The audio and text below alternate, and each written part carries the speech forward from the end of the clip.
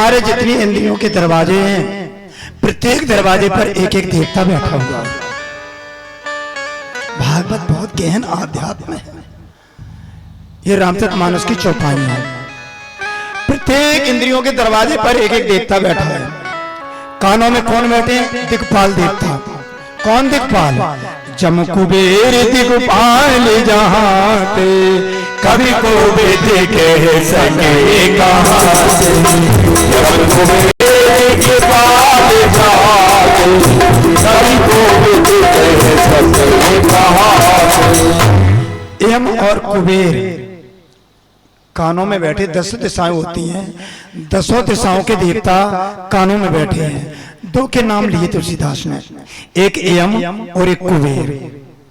यानी किसी ने तुम्हारी चुगली कर दी, वो ऐसे कह रहा था, तो यमराज जागृत हो गए और तुम्हारा झगड़ा करा देंगे, जेल में पहुंच जाओगे। समझ जाओ मेरी बात।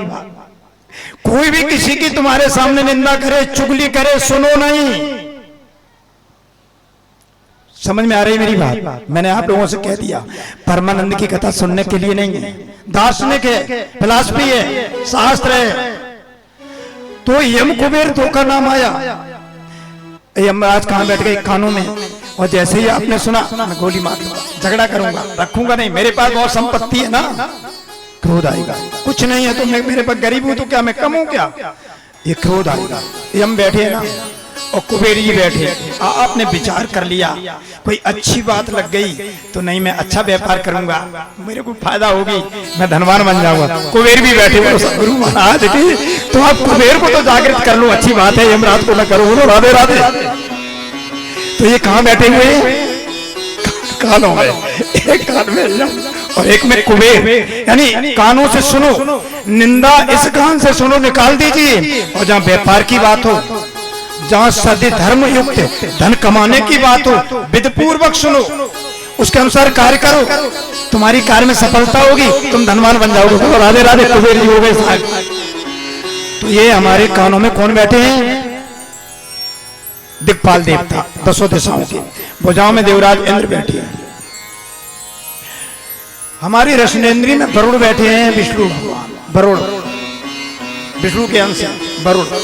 रसनेन्द्री में अग्नि, बाकेंद्री में अग्नि और कंठ में सरस्वती। हृदय में भगवान शिव जी बैठे हुए हैं।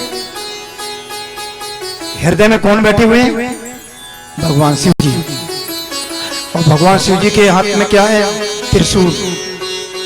जब आपको कोई खरी खोटी सुनाता है तो दर्द कहां होता है? हृदय में। कहां होता है? हृदय में। तो कहां बैठे हुए हैं? हृदय में बैठे ना। बहुत गहरी बात बोल रहा हूं मेरे भगवत प्रेमी। शिव जी कहां बैठे? हृदय में। और त्रिशूल लिए बैठे हैं। सिर पे सर्प भी है, भुजंग भी है, और गंगा भी बह रही है। कानों से आपने सुनी यमराज की बात, शिव जी के पास आ गई, आपके हृदय में सूल चुभने लग गए, त्रिशूल बाणों की तरह, और सर्प की तरह आप फुफकारने लगे क्रोध में। ऐसा नहीं करना। तो क्या करना पड़ेगा? गंगा जी हैं कहां? सिर पर। तो गंगा जी को प्रयोग कर लो। नांग से कहो बैठो आराम से, और त्रिशूल से कहो तुम्हारी जरूरत नहीं है, आवश्यकता नहीं है।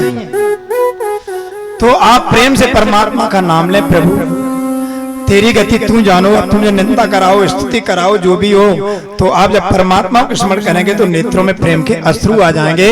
वो गंगा जी हो गई। बोलो सदगुरु महाराज की गंगा और जमुना हो गई। शिव जी कहां बैठे? हृदय में। नाभि में बैठे भगवान वैकुंठनाथ विष्णु।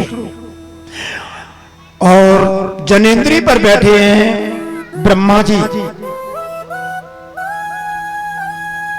मूलाधार चक्र पर गुदाद्वार पर बैठे हैं ब्रह्मा जी,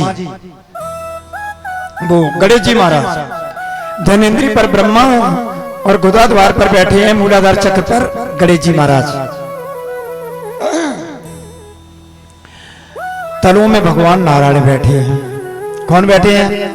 नारायण। ये सब देवता मेरे शरीर में बैठे हैं।